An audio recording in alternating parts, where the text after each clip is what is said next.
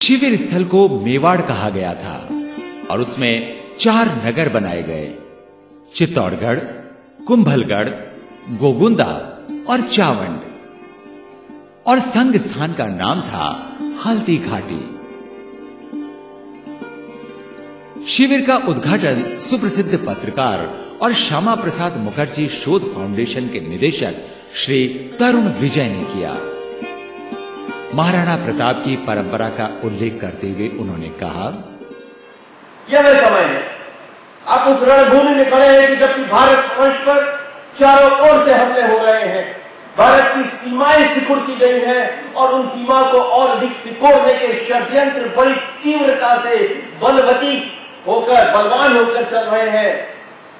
भारत को भीतर से खंडित किया जा रहा है, समाज को तोड़ा जा रहा है और जयपुर से लेकर कोहिमा और कोहिमा से लेकर कोयम्बटूर और कोयम्बटूर से लेकर कश्मीर, हर जगह ऐसा लगता है कि भारतवर्ष को छिन्न विच्छिन्न करने वाले अकबर और छिन्न विच्छिन्न करने वाले उन अकबरों के साथी मान सिंह जैसे लोग पुनः बड़ी तीव्रता से इस देश की काया पर आघात कर रहे हैं। भारत माता लहूलुहान हो रही है और अपनी संतानों की ओर बड़ी व्यग्रता से ताक कर पूछती है कि क्या तुम में साहस और सामर्थ्य है कि मेरी रक्षा कर सको। और आपके सामने ये चुनौती खड़ी हुई है।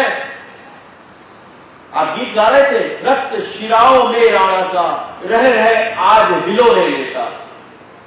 तो अगर महाराणा प्रताप का रक्त है और वह महाराणा प्रताप का रक्त हमारी शिराओं में है और वह हिलोरे भी ले रहा है, तो फिर देर किस बात की। मित्रों, भारतवर्ष ने दुनिया में मातृभक्ति का सर्वश्रेष्ठ उदाहरण प्रस्तुत किया। हमने अपनी धरती को, अपने देश को मां कहा है। यूरोप में और पश्चिमी जगत में फादरलैंड बोला जाता है, fatherland Germany, fatherland England, fatherland US. हम कहते हैं मदरलैंड। हम मातृभूमि को पा सकते हैं। श्री अरविंद ने कहा कि भारतवर्ष केवल हम लोगों के लिए चट्टानों, नदियों, पहाड़ों, पर्वतों और कुछ भीड़ और कुछ जंगल, इनका समुच्चय मात्र नहीं है। भारतवर्ष साक्षात जगत जननी है। यह भवानी भारती का स्वरूप है। यह मेरी मां है। मैं इसके पुत्र के समान हूं। मुझे अपने कर्तव्य का निर्वाह करना है। यही मेरा धर्म है। यही मेरा सनातन धर्म है। इससे बढ़कर कोई मेरा देवी देवता नहीं, इससे बढ़कर कोई मेरा आराध्य नहीं।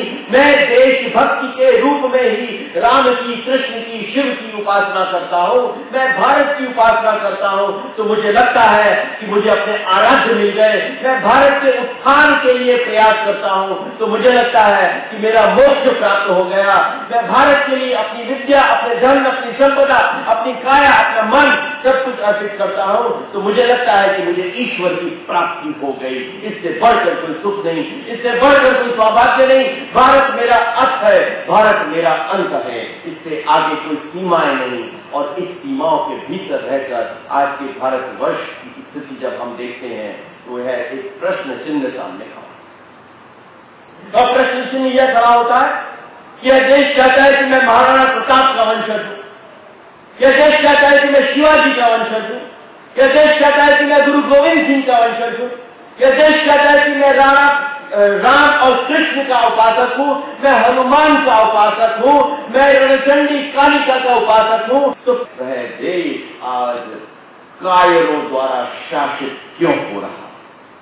उस देश में यह हिम्मत कैसे होती है लोगों की कि तुम्हारे विश्वविद्यालय से 4 गद्दार हिंदुस्तान पे हमला करने की षड्यंत्र में पकड़े जाए और वहां का कुलपति कहे कि मैं इस विश्वविद्यालय के फंड से उनकी लीगल मदद करूंगा, उनको कानूनी सहायता करूंगा।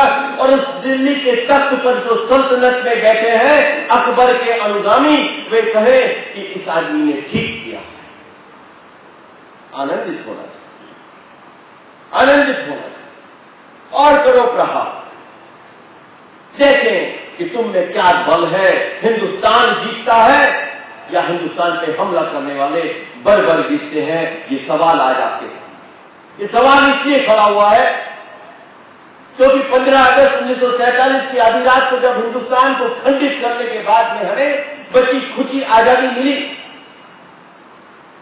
तो उस आजादी की कीमत चुकाई गई। उस आजादी की कीमत देशभक्ति, राष्ट्रभक्ति के आधार पर चुकाई गई। तो 15 अगस्त 1947 के बाद आपको मालूम है हिंदुस्तान की कितनी जमीन दुश्मनों के हाथों में गई है? 1,25,000 वर्ग किलोमीटर भूमि। कहते हो नहर है, रक्त, हमारा राणा का रक्त हमारे शिराओं में हिलोरे लेता है।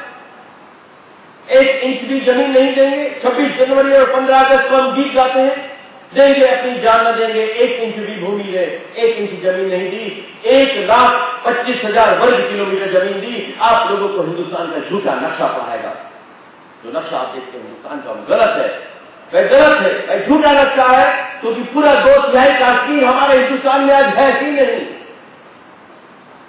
और मुझे बताओ किस विद्यालय में, किस प्राध्यापक द्वारा, किस नेता द्वारा, किस चुनाव में, किस संसदीय क्षेत्र में कौन सी राजनीतिक पार्टी आपके सामने आके कहती है कि मुझे समर्थन दो, मैं वह 15 अगस्त 1947 के बाद दुश्मन के हाथ में गई 1,25,000 वर्ग किलोमीटर जमीन तुमको वापस लेके दूंगा।